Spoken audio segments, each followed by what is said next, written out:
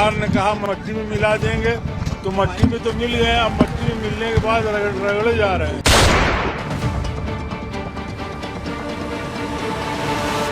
नमस्कार, आप देख रहे हैं अनकोट मीडिया और मैं हूं आपके साथ अरुणा त्यागी। पिछले एपिसोड में आपने देखा कि कैसे खौफ की एक सल्तनत खड़ी हुई और नाम बना अतीक अहमद। लेकिन ये तस्वीरें गवाही देती हैं इस कहानी में सिर्फ ताकत नहीं, खून और बदले की दास्तान भी शामिल है। अब हालात कुछ ऐसे थे कि इलाके का एमएलए यानी अशरफ, दिल्ली से फूलपुर से सांसद अतीक अहमद और उत्तर प्रदेश में समाजवादी पार्टी की सरकार।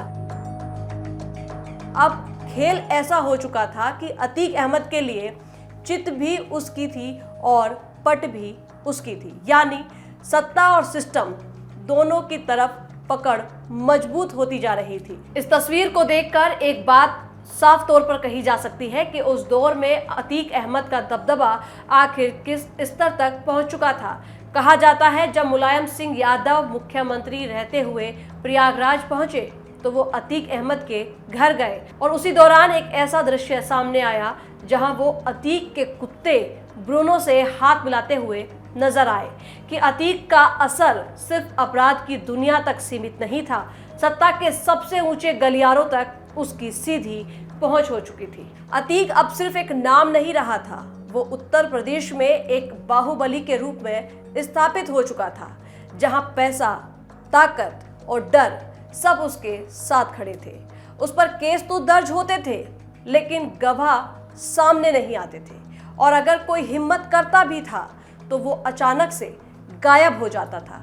ये वो दौर था जहां कानून मौजूद था लेकिन उसका असर कहीं नजर नहीं आता था। 17 जनवरी 2007 एक काली रात जिसने इलाहाबाद को हिलाकर रख दिया। करेली इलाके के पास महमूदाबाद का एक मदरसा, जहां गरीब और पिछड़े वर्ग की नाबालिग मुस्लिम लड़कियां तालीम लेती थी और वहीं रहती भी थी। उस रात बताया जाता है कि कुछ हथियार बंद लोग जबरन अंदर घुसे और सो रही लड़कियों में से 2 को उठाकर अपने साथ ले गए। आरोप है कि उनके साथ पूरी रात दरिंदगी की गई और अगली सुबह उन्हें लहूलुहान हालत में मदरसे के गेट पर छोड़ दिया गया। लेकिन स्थानीय लोगों और कुछ ग्राउंड्स रिपोर्ट के मुताबिक ये कोई एक रात की घटना नहीं थी। कहा जाता है कि काफी समय से लड़कियों के साथ गलत हो रहा था, लेकिन डर, दबाव और खामोशी की वजह से मामला सामने नहीं आ पाया। और जब ये 2 लड़कियां बुरी तरह जख्मी हालात में मिली तभी जाकर ये मामला खुलकर सामने आया। घटना के बाद इलाके में गुस्सा फूट पड़ा। कुछ लोगों का आरोप था कि शुरुआत में दर्ज हुई एफआईआर में बलात्कार जैसे गंभीर आरोपों का जिक्र तक नहीं किया गया, बल्कि हल्की धाराएं जैसे शीना झपटी और लूट। इसी दौरान प्रयागराज में अर्धकुंभ का मेला भी चल रहा था और आरोप लगे कि इस बड़े आयोजन के बीच मामले को दबाने की कोशिश की गई। बढ़ते दबाव के बाद पुलिस ने 5 लोगों को गिरफ्तार किया, जिनमें दर्जी और रिक्शा चलाने वाले जैसे गरीब तबके के लोग शामिल थे। बाद में इनमें से कई ने दावा किया कि उन्हें झूठा फंसाया गया। इस पूरे मामले में अतीक अहमद और उनके भाई अशरफ अहमद के प्रभाव को लेकर भी कई आरोप लगे। हालांकि अदालत में इन आरोपों की पुष्टि नहीं हो सकी। 2009 में अदालत ने सबूतों की कमी और गवाहों के बयानों में विरोधाभास के चलते सभी आरोपियों को बरी कर दिया। लेकिन इस घटना का असर सिर्फ अदालत तक सीमित नहीं रहा।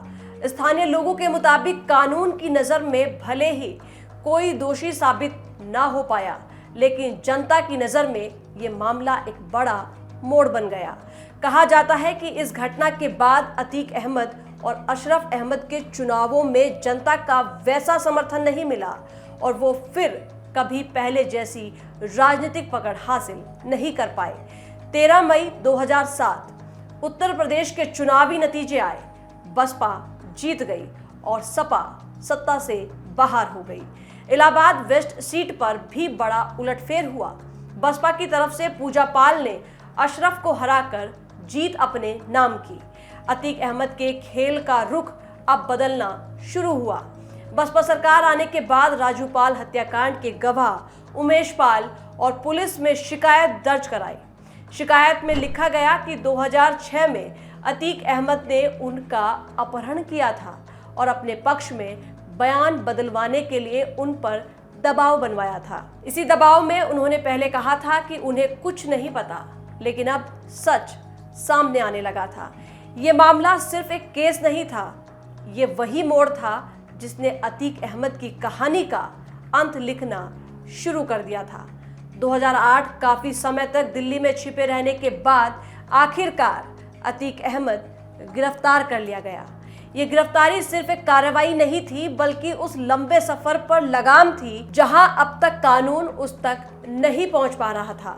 अतीक अहमद जेल में था, लेकिन अब भी सांसद था। उसके खिलाफ केस चल रहा था, लेकिन अभी तक दोष साबित नहीं हुआ था। इसी बीच देश की राजनीति में एक बड़ा मोड़ आया। भारत अमेरिका न्यूक्लियर डील पर संसद में वोटिंग होने वाली थी। सरकार को बहुमत साबित करना था और हर एक वोट की कीमत बढ़ चुकी थी। वोटिंग से ठीक पहले कुछ बंद सांसदों को विशेष अनुमति देकर संसद पहुंचाया गया। इनमें अतीक अहमद भी शामिल था। जेल से निकलकर अतीक संसद पहुंचा और उसने इस अहम वोटिंग में हिस्सा लिया। एक तरफ उस पर गंभीर आपराधिक आरोप थे, बम, हिंसा और गैंगवार से जुड़ी छवि, और दूसरी तरफ वही शख्स देश के सबसे बड़े फैसलों में से एक न्यूक्लियर डील पर वोट दे रहा था। ये वही दौर था जहां राजनीति और अपराध की रेखा लगभग मिटती हुई नजर आ रही थी। उस समय समाजवादी पार्टी मुलायम सिंह यादव के नेतृत्व में कांग्रेस सरकार को समर्थन दे रही थी। पार्टी का साफ निर्देश था कि सरकार के पक्ष में वोट देना, लेकिन अतीक अहमद ने पार्टी लाइन के खिलाफ जाकर फैसला लिया। लोकसभा रिकॉर्ड्स के मुताबिक उसने न सिर्फ अपनी वोटिंग के विहिप को नजरअंदाज किया, बल्कि भरोसे के प्रस्ताव के खिलाफ वोट डाला, यानी अपनी ही पार्टी और कांग्रेस दोनों के खिलाफ खड़ा हो गया। इसके बाद समाजवादी पार्टी ने अतीक अहमद समेत 6 सांसदों को पार्टी से बाहर कर दिया। वो फिर से जेल चला गया। अब तक उस पर 100 से ज्यादा मामले दर्ज हो चुके थे, लेकिन किसी भी केस में सजा साबित नहीं हो पाई। कारण साफ था, जो भी गवाह सामने आते या तो मारे जाते या फिर अचानक से गायब हो जाते। डर इतना बढ़ चुका था कि करीब 10 जजों ने उसकी सुनवाई करने से भी इनकार कर दिया। 2014 में मुलायम सिंह यादव ने एक बार फिर अतीक को टिकट दिया। इस फैसले का विरोध खुद अखिलेश यादव ने किया, लेकिन इसके बावजूद अतीक चुनाव लड़ा और एक बार फिर हार गया। लगातार हार के बाद अब राजनीतिक पार्टियों का भी उस पर से भरोसा उठने लगा था, लेकिन जेल से बाहर आते ही अतीक फिर से अपने पुराने अंदाज में लौट आता था। वो लोगों की समस्याएं अपने ही दरबार में सुलझाने लगा, जिसे लोग अतीक दरबार के नाम से जानते थे। लेकिन इसी दौर में उसने एक बड़ी गलती कर दी। दिसंबर 2016 इलाहाबाद की Sam Higginbottom university of agriculture, technology and science में एग्जाम के दौरान नकल करते पकड़े गए 2 छात्रों को स्टाफ ने रोक लिया। ये मामला अतीक के दरबार तक पहुंचा और फिर अतीक अपने लोगों के साथ यूनिवर्सिटी पहुंच गया। वहां उसने शिक्षकों और स्टाफ के साथ बेरहमी से मारपीट की, जिसका वीडियो भी वायरल हो गया। यही वो घटना थी जिसने एक बार फिर साबित किया कि अतीक अहमद का दबदबा अभी खत्म नहीं हुआ था, लेकिन अब उसका हर कदम उसके खिलाफ सबूत बनता जा रहा था। एफआईआर तो हुई, लेकिन पुलिस की कार्रवाई धीमी रही। लेकिन ये चुप्पी ज्यादा देर तक नहीं चली। इलाहाबाद हाई कोर्ट ने दखल दिया, देरी पर सख्त सवाल उठाए और फिर 11 फरवरी 2017 को अतीक अहमद को गिरफ्तार कर लिया गया। उधर राजूपाल हत्याकांड की जांच सीबीआई के हाथ में थी और समांतर चल रही थी। फिर आया 19 मार्च 2017, जब योगी आदित्यनाथ उत्तर प्रदेश के मुख्यमंत्री बने, लेकिन जेल में रहने के बावजूद भी अतीक का नेटवर्क चलता रहा। उसका असर खत्म नहीं हुआ था। 2018 में लखनऊ के एक बिजनेसमैन मोहित जायसवाल के साथ चौंकाने वाली घटना सामने आई। कथित तौर पर उसे लखनऊ से अगवा किया गया और सीधे जेल के अंदर अतीक अहमद के पास ले जाया गया। सोचने वाली बात यह थी कि एक शख्स जेल में बंद है और वही किसी को किडनैप करके उसके सामने पेश कर दिया जाता है जेल के अंदर। अतीक और उसके लोगों ने उसकी पिटाई की। कुछ आरोप ये भी लगे कि इस दौरान पुलिस की मिलीभगत हो सकती है। हालांकि इन बातों की पुष्टि अलग अलग स्तर पर विवादित रही, लेकिन एक बात साफ थी, बिना अंदरूनी मदद के किसी को किडनैप करके जेल तक ले आना लगभग नामुमकिन है। बताया गया कि ये सब उस पर दबाव बनाने के लिए किया गया ताकि वो अपनी कंपनी के कागज अतीक के परिवार के नाम ट्रांसफर कर दे। ये घटना सिर्फ एक अपराध नहीं थी, बल्कि ये दिखाती थी कि सिस्टम के भीतर उसका डर और असर कितना गहरा था। इसके बाद मोहित जायसवाल ने एफआईआर दर्ज कराई। उन्होंने शिकायत में बताया कि अतीक अहमद और उसके लोगों ने उन्हें अगवा कर बेरहमी से पीटा और करीब 40 करोड़ रुपए की संपत्ति के कागजों पर साइन करने के लिए मजबूर किया। जब उन्होंने मना किया तो उनके साथ और भी क्रूर मारपीट की गई और आखिरकार दबाव में आकर उनसे जबरन साइन करवाए गए। ये बयान उस पूरे घटनाक्रम की गंभीरता और दबाव की हकीकत को साफ दिखाता था। अतीक अहमद के इस रवैये को देखते हुए सुप्रीम कोर्ट ऑफ इंडिया ने उसे साबरमती जेल शिफ्ट करने का आदेश दिया ताकि उसके नेटवर्क को तोड़ा जा सके और बाहरी असर खत्म किया जा सके। इसके बाद राजूपाल हत्याकांड में सीबीआई की जांच 2022 में पूरी हुई। सीबीआई ने अपनी रिपोर्ट में 5 लोगों के नाम शामिल किए, जिनमें अतीक अहमद और अशरफ भी शामिल थे। हालांकि उमेश पाल को गवाहों की सूची से हटा दिया गया क्योंकि उन्होंने अपने बयान में कई बार बदलाव किया। मामला ठंडा पड़ता नजर आ रहा था, लेकिन फिर 24 फरवरी 2023 सब कुछ बदल गया। उमेश पाल कोर्ट से लौटकर जैसे ही अपने घर पहुंचे, वैसे ही धूमनगंज इलाके में उन पर हमला हो गया। करीब 7 हमलावर अचानक सामने आए और गोलियों की बौछार और देसी बमों के धमाके, दिन दहाड़े सरेआम हमला। इस हमले में उमेश पाल, जो 2005 के राजूपाल हत्याकांड के अहम गवाह माने जाते थे, उनकी दर्दनाक मौत हो गई और उनके साथ मौजूद 2 पुलिसकर्मी भी इस हमले में मारे गए। और सबसे दर्दनाक बात ये रही कि ये सब कुछ उनकी मां के सामने हुआ, जो इस पूरी घटना की चश्मदीद गवाह बनी। ये घटना सिर्फ एक हत्या नहीं थी, ये उस पुराने केस की गूंज थी जो सालों बाद फिर से खून में लिखी जा रही थी। 24 फरवरी 2023 प्रयागराज में उमेश पाल की दिन दहाड़े गोली मारकर हत्या कर दी गई। इसके अगले दिन 25 फरवरी 2023 को योगी आदित्यनाथ ने उत्तर प्रदेश विधानसभा में कहा कि इस माफिया को मिट्टी में मिला देंगे। 25 फरवरी 2023 उमेश पाल की पत्नी जयापाल थाने पहुंची और अतीक अहमद, अशरफ, अतीक की पत्नी शाइस्ता परवीन और उसके 2 बेटे गुड्डू मुस्लिम और गुलाम और 9 अन्य लोगों के खिलाफ केस दर्ज कराया। उन्होंने ये भी बताया कि उन्हें लगातार जान से मारने की धमकियां मिल रही हैं। इसी बीच उमेश पाल हत्याकांड का सीसीटीवी फुटेज भी सामने आया, जो देखते ही देखते वायरल हो गया। दिन दहाड़े सरेआम गोलियों और बम चलते दिखाई दिए, जिसने पूरे देश को झकझोर कर रख दिया। अब ये मामला सिर्फ एक हत्या नहीं रहा, ये एक खुली जंग बन चुका था, जहां सिस्टम और माफिया आमने सामने खड़े थे। पुलिस ने अपने बयान में कहा कि हमले में शामिल सभी 7 हमलावरों की पहचान कर ली गई है। इनमें शामिल थे असद अहमद, 19 साल का अतीक अहमद का बेटा था, अरबाज, हमलावरों की गाड़ी का ड्राइवर, उस्मान, जिसने पहले गोली चलाई, गुलाम, अतीक का करीबी सहयोगी, और गुड्डू मुस्लिम, जो सीसीटीवी में सफ़ेद शर्ट में बम फेंकते हुए दिखाई दिया। वहीं साबिर, जिस पर पहले से ही 5 लाख का इनाम घोषित था, अरमान, जिस पर भी 5 लाख का इनाम था। 27 फरवरी 2023 को पहला पुलिस एनकाउंटर हुआ। इस एनकाउंटर में अरबाज, जो हमलावरों की गाड़ी चला रहा था, नेहरू पार्क के पास जंगल इलाके में पुलिस मुठभेड़ में मार गिराया गया।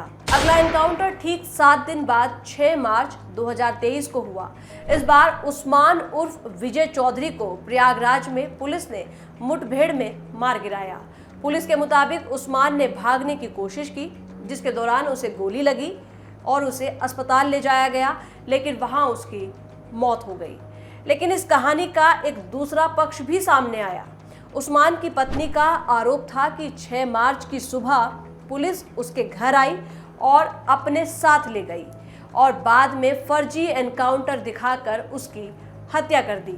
यानी एक तरफ पुलिस की कार्रवाई का दावा और दूसरी तरफ परिवार के गंभीर आरोप।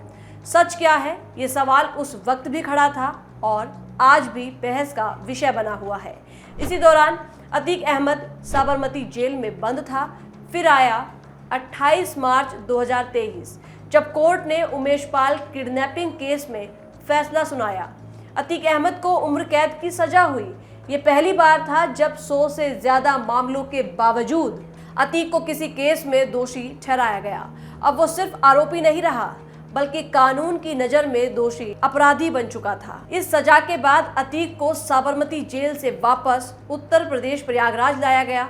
वहीं उसके भाई अशरफ को भी बरेली जेल से प्रयागराज शिफ्ट किया गया।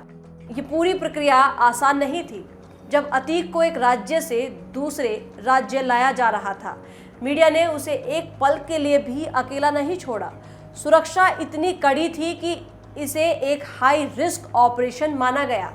बताया जाता है कि इस पूरे ट्रांजिट में 37 पुलिसकर्मी लगाए गए और 10 लाख रुपए से ज्यादा खर्च हुआ, जिसमें करीब 3 लाख रुपए सिर्फ ईंधन पेट्रोल पर खर्च हुए।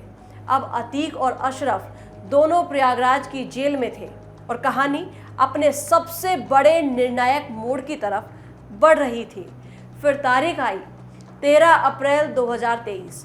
बाकी बचे आरोपियों में से असद अहमद और गुलाम दोनों का झांसी में पुलिस एनकाउंटर हो गया। अब अतीक का परिवार बिखर चुका था। उसके 5 बेटों में उमर लखनऊ जेल में था, अली नैनी सेंट्रल जेल में, असद एनकाउंटर में मारा जा चुका था और 2 नाबालिग बेटे एहजम क्लास 12वीं और अबान क्लास 9वीं का छात्र था, जो पुलिस कस्टडी में जुवेनाइल होम प्रयागराज में थे। वहीं उसकी पत्नी शाइस्ता परवीन फरार थी। इस दौरान उत्तर प्रदेश पुलिस ने अतीक के करीब 11,000 करोड़ रुपए की संपत्ति जब्त कर ली। उसके कई ठिकानों पर बुलडोजर भी चल चुका था। इसी बीच शाइस्ता परवीन ने योगी आदित्यनाथ को एक पत्र भी लिखा, जिसमें आशंका जताई गई कि अतीक अहमद का भी एनकाउंटर किया जा सकता है। दूसरी तरफ खुद अतीक अहमद ने भी दावा किया कि कुछ पुलिसकर्मी उसे धमकी दे रहे हैं, तुम लोग भी मारे जाओगे। इसी डर के बीच अतीक ने एक पुलिस अधिकारी का नाम लिखकर एक सीलबंद लिफाफा अपने वकील को सौंपा और कहा कि अगर उसे कुछ भी होता है तो ये चिट्ठी उस वक्त के सीजेआई यानी DY चंद्रचूड़ और मुख्यमंत्री योगी आदित्यनाथ तक पहुंचा दी जाए।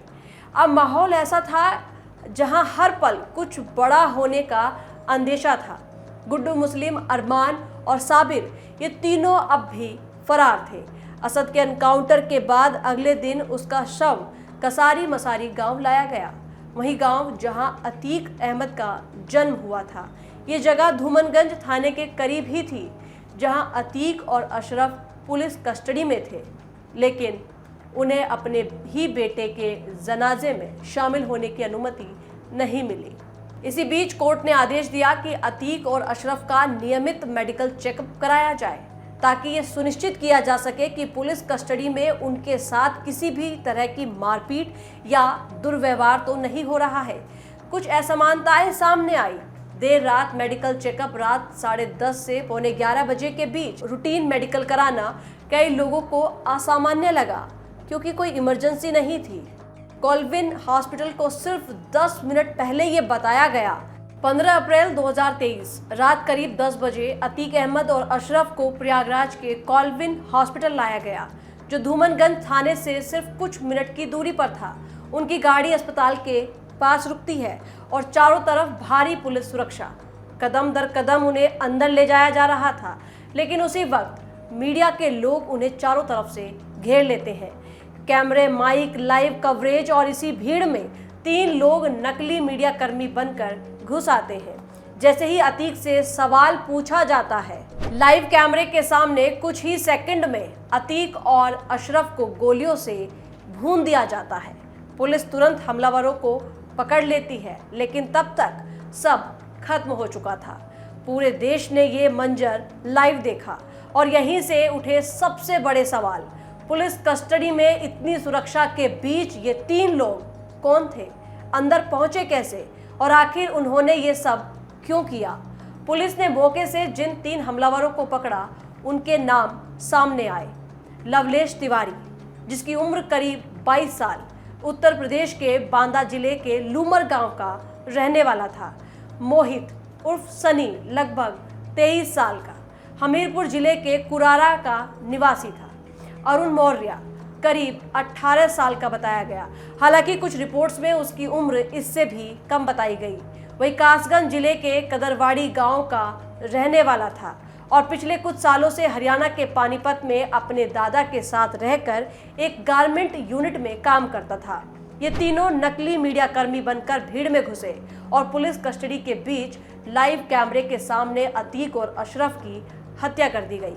अब सवाल और गहरे हो चुके थे, इतनी कड़ी सुरक्षा में इतनी बड़ी चूक कैसे हुई? गिरफ्तार होने के बाद तीनों आरोपियों ने कहा कि नाम कमाना था, अपराध की दुनिया में पहचान बनानी थी, इसलिए किसी बड़े आदमी को मारना था और हमने अतीक अशरफ को चुना। लेकिन यहीं से कहानी और भी उलझ जाती है। पुलिस रिपोर्ट के मुताबिक ये तीनों अलग अलग शहरों में रहते थे और पहले कभी एक दूसरे से मिले भी नहीं थे। सिर्फ सनी और लवलेश एक बार बांदा जेल में मिले थे, लेकिन उसके बाद भी उनके बीच कोई संपर्क नहीं था। और सबसे हैरान करने वाली बात, उनके अपने परिवारों को भी ये जानकारी नहीं थी कि वो क्या काम करते थे। उन्हें भी ये सब कुछ टीवी पर देखने के बाद ही पता चल पाया। हालिया खबरों के मुताबिक अतीक अशरफ मर्डर केस की सुनवाई प्रयागराज के फास्ट ट्रैक कोर्ट में जारी है और इस केस में मुख्य शिकायतकर्ता इंस्पेक्टर राजेश मौर्य की गवाही दर्ज की जा चुकी है और फिलहाल डिफेंस की तरफ से जिरह क्रॉस एग्जामिनेशन चल रही है। वही तीनों आरोपी शूटर यानी लवलेश, सनी और अरुण सुरक्षा कारणों से हाई सिक्योरिटी जेलों में रखे गए हैं। अतीक अहमद के परिवार और गैंग का मौजूदा हाल। अली अहमद बेटा इस वक्त नैनी सेंट्रल जेल में सख्त निगरानी सोलेंट्री कॉन्फिनेमेंट में बंद है। उस पर कई गंभीर मामले दर्ज हैं, जिनमें उमेश पाल हत्याकांड में उसकी कथित भूमिका भी शामिल है। हाल ही में उसने जेल प्रशासन से अपनी बैरक में टीवी और किताबें देने की मांग की थी, लेकिन उसकी हाई रिस्क कैटेगरी को देखते हुए ये मांग खारिज कर दी गई। उमर अहमद बेटा अमर इस वक्त लखनऊ जेल में बंद है और उस पर भी उमेश पाल हत्याकांड से जुड़ी साजिश के गंभीर आरोप लगे हुए हैं। फरार सदस्य और गैंग के लोग अतीक के नेटवर्क के कई अहम लोग अब भी फरार है। बम बनाने वाला गुड्डू मुस्लिम, इनकी गिरफ्तारी के लिए पुलिस ने लुकआउट नोटिस जारी कर रखे हैं और इन पर इनाम भी घोषित किया गया है। यानी अब अतीक का परिवार भी उसी सिस्टम के भीतर है जिस पर कभी उसका दबदबा हुआ करता था। सिनेमैटिक नजरिए से देखें तो हाल ही में रिलीज हुई फिल्म धुरंधर 2 ने एक बार फिर बहस छेड़ दी है। फिल्म में दिखाया गया है कि एक किरदार काफी हद तक अतीक अहमद से प्रेरित माना जा रहा है। सबसे ज्यादा विवाद इस बात को लेकर हुआ कि फिल्म में अतीक जैसे किरदार के कथित संबंध पाकिस्तान की एजेंसी ISI और लश्कर-ए-तैयबा जैसे संगठनों से जोड़े गए हैं। इस पर अलग अलग प्रतिक्रियाएं सामने आई हैं। कुछ पूर्व पुलिस अधिकारियों ने फिल्म के इस पहलू की सराहना की है, कहते हुए ये हकीकत के करीब है। वहीं कई लोगों ने इसे एक सेलेक्टिव नैरेटिव बताया, यानी कहानी का ऐसा पक्ष जो पूरी सच्चाई नहीं दिखाता। यानी अतीक अहमद की कहानी अब सिर्फ खबरों तक सीमित नहीं रही, वो सिनेमा का हिस्सा बनकर एक नई बहस को जन्म दे रही है। अतीक अहमद ने यह भी दावा किया था कि अवैध हथियार पाकिस्तान की तरफ से ड्रोन के जरिए पंजाब बॉर्डर पर गिराए जाते थे और वहां से उसके स्थानीय संपर्क उन हथियारों को इकट्ठा कर लेते थे। हालांकि ये सभी दावे जांच एजेंसियों के रिकॉर्ड और बयानों का हिस्सा है। इसकी पुष्टि और अंतिम सच्चाई का फैसला अदालत में सबूतों के आधार पर ही होता है। चार्जशीट के अनुसार अतीक अहमद के गैंग द्वारा इस्तेमाल किए जाने वाले हथियारों का उपयोग सिर्फ स्थानीय अपराधों तक सीमित नहीं था, बल्कि आरोप यह भी है कि इन हथियारों की सप्लाई जम्मू कश्मीर में एक्टिव आतंकियों तक भी की गई है। जांच एजेंसियों के मुताबिक अतीक अहमद पर यह भी आरोप था कि वो हवाला लेन देन में शामिल था और अवैध हथियारों की सप्लाई के लिए कथित तौर पर दाऊद इब्राहिम के नेटवर्क का इस्तेमाल करता था। आखिरी लम्हे, आखिरी शब्द जब मीडिया ने सवाल पूछा, आप असद के जनाजे में क्यों नहीं गए, अतीक अहमद ने शांत लहजे में कहा, नहीं ले गए तो नहीं गए। और तभी अशरफ कुछ कहने लगा। मेन बात यह है कि गुड्डू मुस्लिम बस इतना ही कह पाया था और उसी पल गोलियों की आवाज़ गूंजी और दोनों को लाइव कैमरे के सामने मार दिया गया।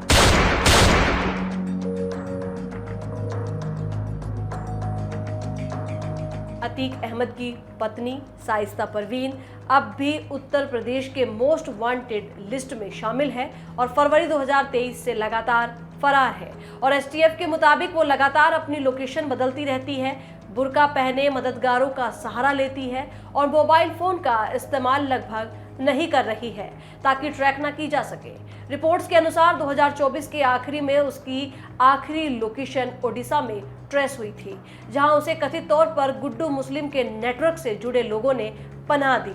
शाइस्ता परवीन पर भी कई गंभीर मामले दर्ज हैं, जिनमें उमेश पाल हत्याकांड, जालसाजी और आर्म्स एक्ट के उल्लंघन जैसे आरोप शामिल हैं। लेकिन इतनी बड़ी तलाश और लगातार छापेमारी के बावजूद 2026 की शुरुआत तक ना तो उसने सरेंडर किया और ना ही पुलिस उसे अभी तक पकड़ पाई है।